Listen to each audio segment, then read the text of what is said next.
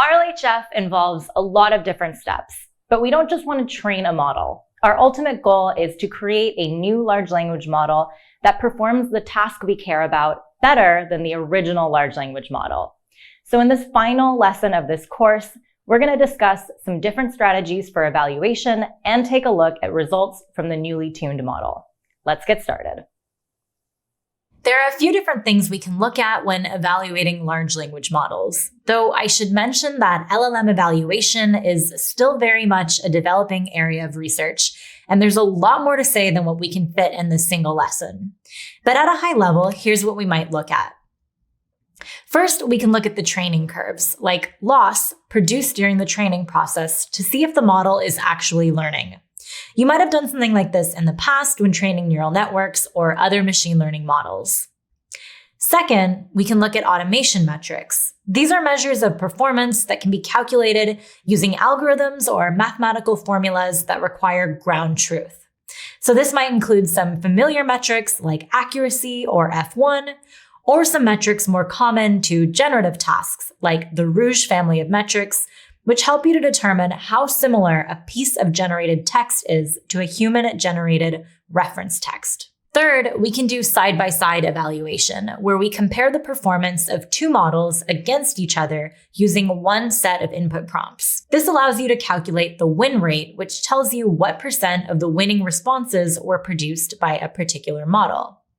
In the case of RLHF, researchers have found that the training curves and side-by-side evaluation have been most useful. So if you're familiar with the Rouge metric and you're wondering why that's not as valuable, even though it's often used for summarization tasks, it turns out the score might not be a suitable measurement for RLHF because it's not really the objective that RLHF aims for. In other words, the Rouge score does not describe the alignment with human preferences very well. It simply tells you how close the generated text is to some reference text. So some research has even shown that the more severely we optimize for Rouge, the worse the model performance is in the case of RLHF. So we're going to start by taking a look at some of the training curves. The Vertex AI RLHF pipeline that we created in the previous lesson outputs some training curves to TensorBoard. TensorBoard is an open source project for machine learning experiment visualization. And you can install TensorBoard with pip install TensorBoard. But again, this is already installed in this environment for you. So we're going to examine these curves to see how well the model is learning. After we've loaded the TensorBoard extension, we can launch TensorBoard. So we'll do that again with the %sign. This time we'll type TensorBoard, and then you'll type --logdir. And then you'll need to provide a folder that has your TensorBoard log files. So in this case, I've gone ahead and I've uploaded the TensorBoard log files for the reward model training to this directory called reward logs. So we can actually take a look at what is in this directory. And you'll see there's one file and it ends with this very long string of numbers here, 110v2. And this is the log file that was created during the training process. So in a minute, I will show you how you can find these log files for your own training jobs. But before we do that, let's just go ahead and take a look at what's in this file and visualize it with TensorBoard.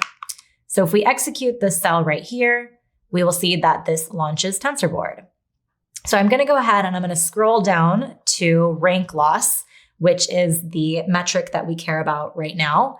This is the loss function that was used to train the reward model. So like other loss functions, generally what you want to see is this curve decreasing over time and then converging. So starting to plateau here, which is exactly what you see here. And in fact, it looks like it converged and we kept training for quite a while after that. So if you were going to run another tuning job with the same data, you might want to train for even fewer steps. So this actually looks pretty good. So let's go ahead and take a look at the curves produced during the RL loop. So again, I'm going to call the command TensorBoard and we'll say logdir.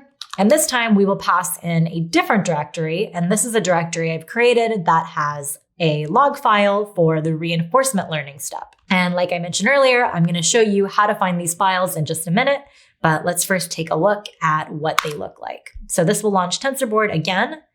And we can scroll up here. And what we want to take a look at here are two particular metrics. The first is the KL loss. This tells us how much the model is deviating from the original base model. So what you want this to look like is you want to see a curve that's increasing and then eventually it starts to plateau. That's not quite what's happening here. It looks like the KL loss is kind of all over the place and it starts off higher, it starts to decrease. It doesn't quite look like it's converging. And in fact, if we collapse this and we take a look at the reward, we also will see that this is also all over the place. So ideally, the reward curve should also increase over time as the model learns. The reward gets higher and higher, and at some point it will plateau. So ideally, this is what we would want both of these curves to look like. You can see this KL loss continues to increase, and at some point it sort of plateaus. And the same thing for the reward. The reward keeps climbing higher and higher till at some point it plateaus. But we're not really seeing that for either the KL loss or the reward here in these TensorBoard files. And so that's a pretty good indication that your model isn't really learning. In fact, in this case, it kind of seems like it's underfitting because there's no real trend here in either the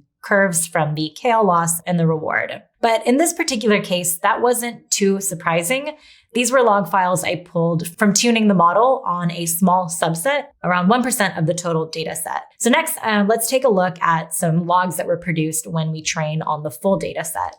So we'll call this TensorBoard command one more time. And again, we'll say logdir, and we'll pass in one last directory, which is called reinforcer full data logs.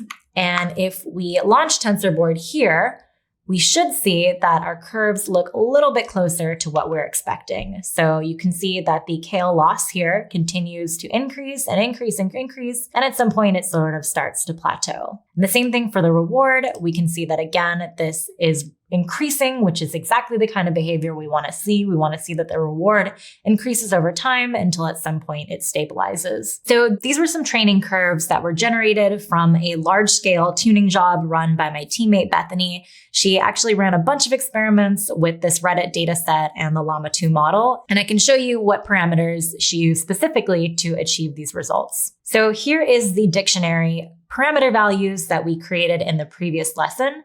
And for starters, for the preference dataset, the prompt dataset, and the evaluation dataset, she trained on the full dataset instead of the smaller subsampled version of the dataset. So if I adjust this path here, this is the Google Cloud Storage path that leads to the full dataset for all three of these. So instead of text small, the directory here is just called text. She fine-tuned the Llama 2 model, and the reward model train steps were set to 10,000. As well as the reinforcement learning train steps.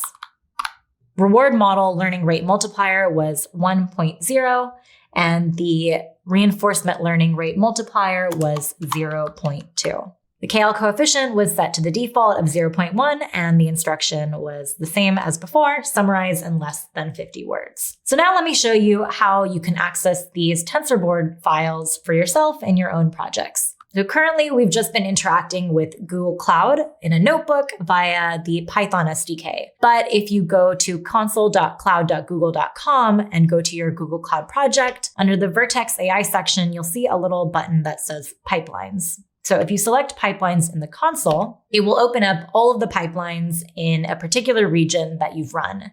And so under Runs, you can go ahead and select your pipeline here. It should be somewhat easy to find. It should have the same name that we gave it earlier, which was RLHF train template. And when you click on this pipeline, it will open up that visualization that I showed you earlier of all of the boxes and all of the lines. Once you've opened your pipeline, you can zoom into the top right corner where it says Reward Model Trainer. As a reminder, this is the component that executes training of the reward model. You can see that this component produces an artifact called TensorBoard metrics. So if we were to click on this TensorBoard metrics box, it will pop up on the right-hand side with this URI over here, which is a path in Google Cloud Storage. And if you click on this path right here, it will open up the TensorBoard logs for you. If you want to find the specific file within that directory yourself, you should see something called events out TF events that will end in W110V2. But that's how you find your specific TensorBoard logs for the reward model trainer. For the reinforcement learning loop, it's pretty similar. You'll just click on the reinforcer component and then open up the corresponding TensorBoard metrics artifact that is produced. And again, that will also open up a URI, which is a path in cloud storage. And if you click on that path, you'll be able to find your TensorBoard logs. The training curves that we looked at can help us get a sense of whether or not our model is learning. But at the end of the day, with these large language models, sometimes the best way to evaluate them is just to look at the completions that they produce for a set of input prompts. So you might remember that in the previous lesson, when we created our pipeline job, we passed in an evaluation data set. This is a data set of prompts, no completions, just summarization prompts. We're calling this an evaluation data set, but it might differ from how you are used to using evaluation data sets with machine learning in the past. This data set is just passed to the tuned model for a bulk inference job. So what that means is that once our model has been tuned, we generate completions for all of the prompts in this evaluation data set. We don't calculate any metrics. We're just calling the model and producing some kind of text output. So to make that all a little bit more concrete, let's take a look at some of these evaluation results. I've gone ahead and loaded in a small subset of the evaluation results here for you to examine. And this is also a JSON-L file. So we'll start by importing JSON. Then we will define the path to where these results are. So we'll call this eval tuned path equals eval results tuned.jsonl. Next, we'll define an empty list like we did before. We'll call this eval data tuned. And then we will loop over this JSON-L file and append the data to our empty list. Next, I'm going to use that printd function that we defined in the second lesson, which just helped us to visualize the keys and values for a dictionary. So we will import printd. And once we've done that, we can use it. So I'll call printd. And let's take a look at the first element in this list. So this first element here is a dictionary that has a key called inputs. The value for inputs is itself another dictionary that has a key called inputs pre-tokenized. And if we look at that value here, we'll see that this is a prompt. It's got our instruction summarized in less than 50 words. This was the instruction that we set in the instruction parameter when we kicked off the pipeline, and it's been prepended to our evaluation data set. After that, we have the Reddit post. So before anything, not a sad story or anything, my country's equivalent of Valentine's Day is coming up, and I had this pretty simple idea to surprise my girlfriend, and it would involve giving her some roses, etc. This prompt also ends with summary : in brackets, which we saw in the second lesson. So this prompt here was sent to the tuned model, and the tuned model produced this prediction result down here, which says, my country's equivalent to Valentine's Day is coming. Want to surprise my girlfriend with roses, but I don't know if she would like getting some. Any ideas on how to get that information out of her without spoiling the surprise?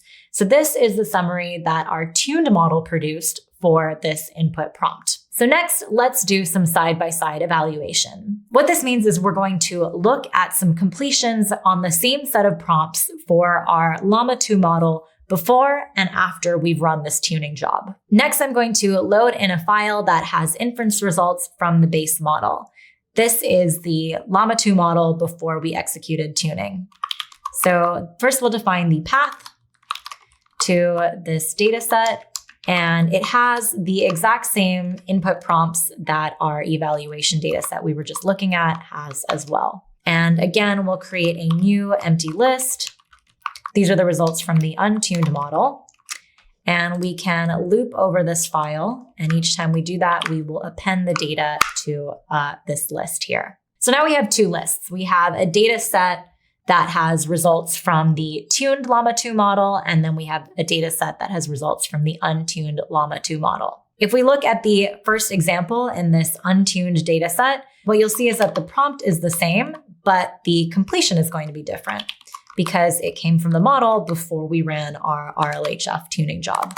You can see that it's the same prompt as before about Valentine's Day and roses, but the prediction is different. The untuned model produced a summary The author wants to surprise his girlfriend with roses on Valentine's Day, but he doesn't know if she likes roses. He wants to find out without spoiling the surprise.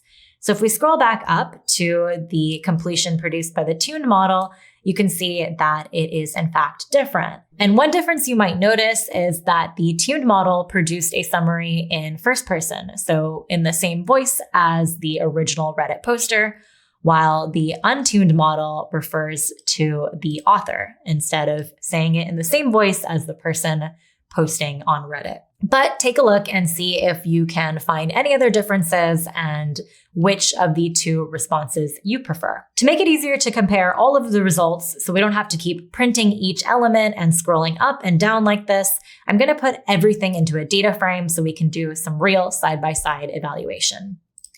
The first thing I'll do is make a list of the prompts. So we'll call this prompts. Okay.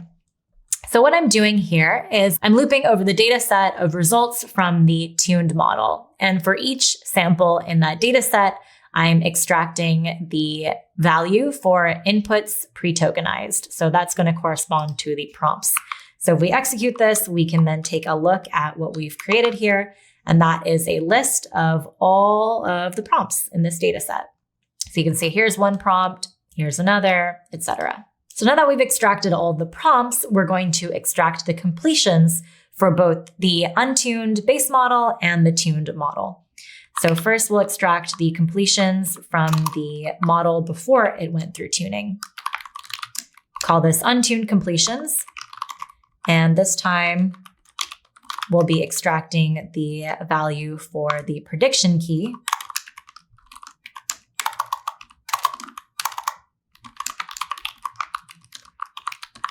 And if we do that, we will have a list of completions. And these are the completions from the untuned model. We'll do this one more time and extract the completions for the model after it went through tuning. So this is going to look really similar to the previous cell. We're just going to be looping over the data set with completions from the model after tuning. And if we look at that, you can see that this is also a list of completions, and this is from the model after it's gone through tuning. So lastly, we're going to put everything together in one big data frame. So to do that, we will first import pandas. And then I'm going to make a data frame called results. And for the data in this data frame, we'll make one column called prompt. And here we will pass in that list of prompts. Then we will make another column called base model. And this is going to be the completion for that specific prompt generated by the model before it was tuned with RLHF. And then we'll make a final column called tuned model. And this is the completion for the prompt that was generated after the model was tuned with RLHF. And just so we can visualize all of this on the screen here, I'm going to set a pandas option to display max call width. And this will just help us to visualize this a little nicer. All right, so let's take a look at our results data frame. There are, if we scroll up to the top here, 3 columns. We've got our prompt, and this prompt here is the same one we looked at earlier about roses and Valentine's Day.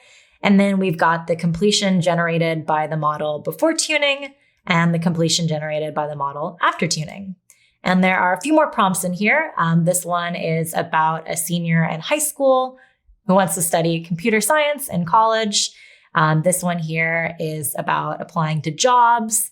And we've got one at the bottom here about applying for credit cards. So you can take a look at all of the data in this data frame here and do your own side-by-side evaluation where you try and identify which of the two completions you prefer, the response from the model before tuning or the response from the model after tuning. But that's essentially how you would do a side-by-side evaluation. Now, if you're wondering for your own RLHF tuning jobs, how do you access the batch evaluation results? Well, you'll do this again by going into the Cloud Console and opening up your pipeline, but this time you will zoom in on the component that says perform inference. Under perform inference, you'll see a component called bulk inferer. This is the component that just performs a bulk inference job, meaning it takes in our JSON-L file of prompts in our evaluation data set and then calls the model to produce completions for each one of those prompts. If you click on that component, you'll see on the right-hand side a box pop up that says output parameters, and specifically the parameter output prediction GCS path will point to a location in Google Cloud Storage that has the JSON-L file. So you can click on that link and then download the JSON-L file and take a look at the results. So to finish off today, I want to talk about two new interesting techniques in the world of RLHF. The first is RLAIF, or Scaling Reinforcement Learning from Human Feedback with AI Feedback. This is a really interesting technique where we are actually creating preference data sets that are labeled by an off-the-shelf large language model. So previously, when we looked at the preference data set, it was labeled by human labelers, but actually in the research area, they're now looking at different ways to use a large language model to actually create that preference data set. So this is a pretty interesting paper that I would recommend taking a look at if you're curious to see how we might use an AI model to help generate a preference data set. And then similarly, in the topic of using LLMs to help us in this RLHF process, another interesting technique is called auto side-by-side. And this is where you perform side-by-side evaluation like we did in the notebook, but instead of having a human being look at the results before and after tuning, you actually use a third arbiter model, which is itself a large language model instead of a human labeler. So what this means is that this third large language model looks at the responses from both the untuned model and then the tuned model and determines which one it likes better. And it often also provides an explanation. So you can see a screenshot here in the slides from the auto side-by-side service in Google Cloud, where we have a prompt. We have the response from the untuned model and the response from the tuned model, which looks pretty similar to the pandas data frame that we created. But after that, there's a column that indicates which of the two completions the third large language model preferred, as well as an explanation provided by that third large language model as to why it preferred that specific result. But these are just some interesting new areas of research that hopefully give you an idea for how this field is evolving. So that wraps up our lesson on evaluating the results from RLHF. So I'll see you in the next video where we will conclude the course and wrap up everything that we've learned.